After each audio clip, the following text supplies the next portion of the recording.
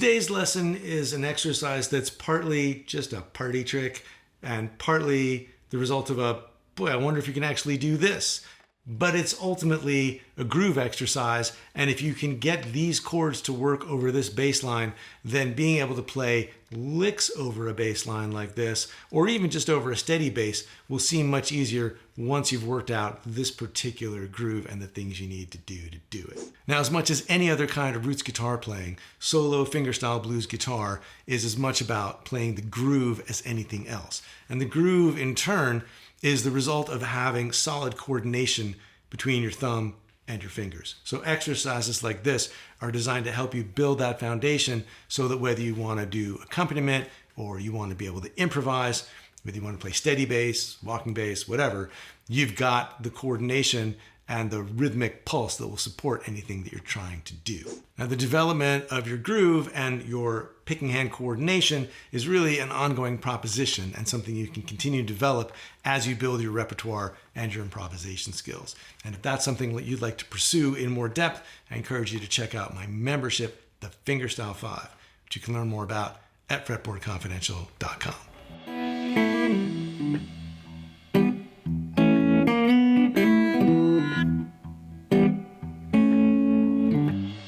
Now, the bass line that we're doing is based on an old R&B tune called The Honey Dripper, which was first recorded in the 1940s by Joe Liggins, but which I first heard on a Jack McDuff record from the 60s called The Honey Dripper. It was the title track.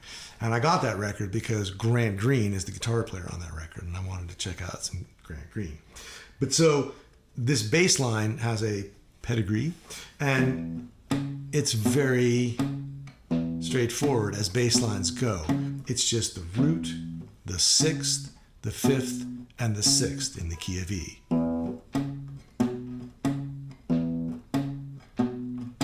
Now, when you're just playing the bass line, if you want to get a little bit more of a shuffle feel, you can let your fingers drape across the strings so that you're damping the strings except for the bass notes. And then you can pick with your index finger on the third string on all the ands. 1 and 2 and 3 and 4 and you get that damped sound that helps you spell out the shuffle feel that's going on with this bass line, which is kind of cool. And next, we need to be able to put an E6 chord on top. So here's the third and the sixth and the root of E6. And I'm picking with index, middle, and ring on my right hand. And we want a rhythm that goes 1 and 2 and 3 and 4 and 1 and 2 and 3 and 4 and 2 and 3 and 4 and 1 and 2 and 3 4 and 1 and 2 and 3 and 4 like that. Now, neither one of those things is particularly tricky on its own.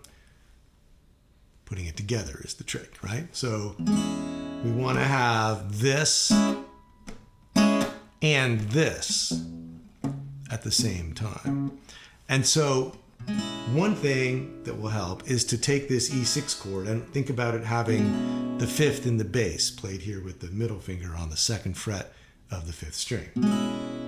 And what we're going to do is on the downbeat of 1, we're going to pick the bass, low E, and then the top 3 strings, the E6 chord. And then on beat 2, play the 6th in the bass. And on the end of 2, play the E chord again. So that means going like that. So you don't have a lot of time on beat 2 for this bass note. But then you're going to drop in the 5th down here on beat 3, and then go up and play the 6th again on beat 4.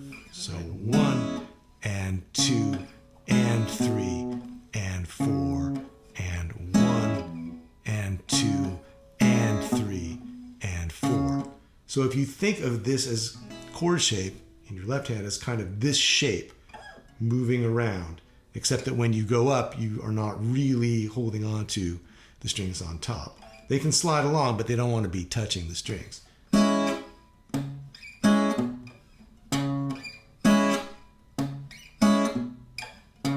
then that gives you the basic coordination to put those two things together. Now, there are a couple other things that are going on to give it the rhythmic feel that it has. One is that you can cut off the chords so that it has like more of a punchy feel, more like a horn section would sound like. And you can do that with a combination of what your right and left hand are doing. The right hand can basically drop back down onto the strings right after it picks the chord. And the left hand can also relax its grip just by not lifting off the strings, but just relaxing the grip enough that you're not actually pressing to the fingerboard anymore. And some combination of those two things will happen somewhat naturally, because when you go up here to get the bass note, you're going to relax your grip and slide up so that you don't get this. Right? You don't really want that. You want to be able to move around, holding down these bass notes when you need to, and letting the fingers just travel along the strings, not lifting all the way off, because then you won't be kind of in position to get back to the chord. So that kind of damping stuff is important. And then going back to the idea when we had just the bass line of playing ghost notes on the ands can also happen while you're doing the combination of the bass and the chords.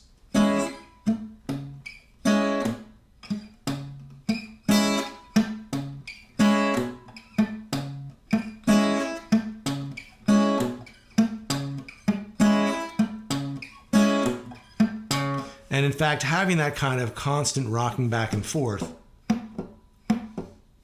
can actually help you keep the whole groove together.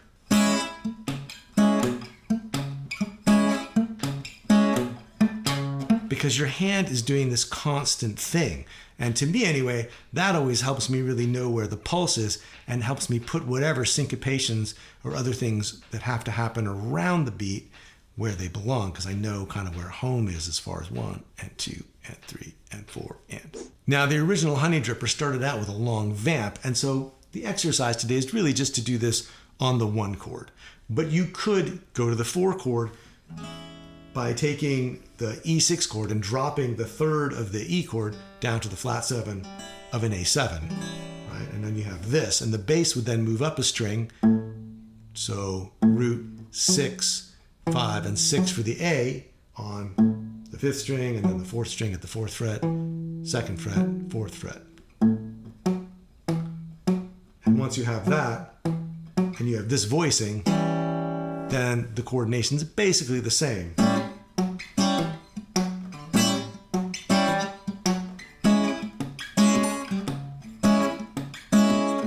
And then if you really want to continue with that sort of jump blues feel, you could then do a walking bass line from the 2 up to the 5 and back down, and then back into the Honey Dripper groove.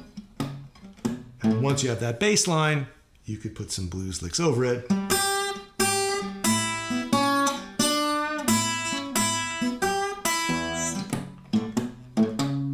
And at that point, you've got a whole blues progression. But again, the heart of this exercise today is just to work this out on the 1 chord, the basic Honey Dripper bass line with the E6 chord on the 1 and the and of 2.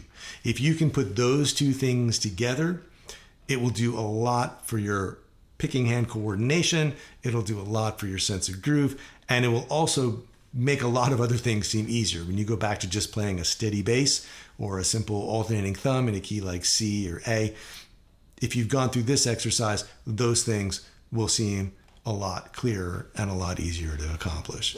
And if groove and right hand coordination are two of the things that you struggle with, I encourage you to check out my membership, the Fingerstyle 5, which is full of exercises to help put together your thumb and fingers on alternating thumb, walking bass, and steady bass grooves, and apply it directly to traditional and contemporary blues repertoire. You can check that out at fretboardconfidential.com. If you got a question or a comment about today's lesson, leave it for me down below. I'd love to hear from you. And as always, thanks for watching. I'll see you next time.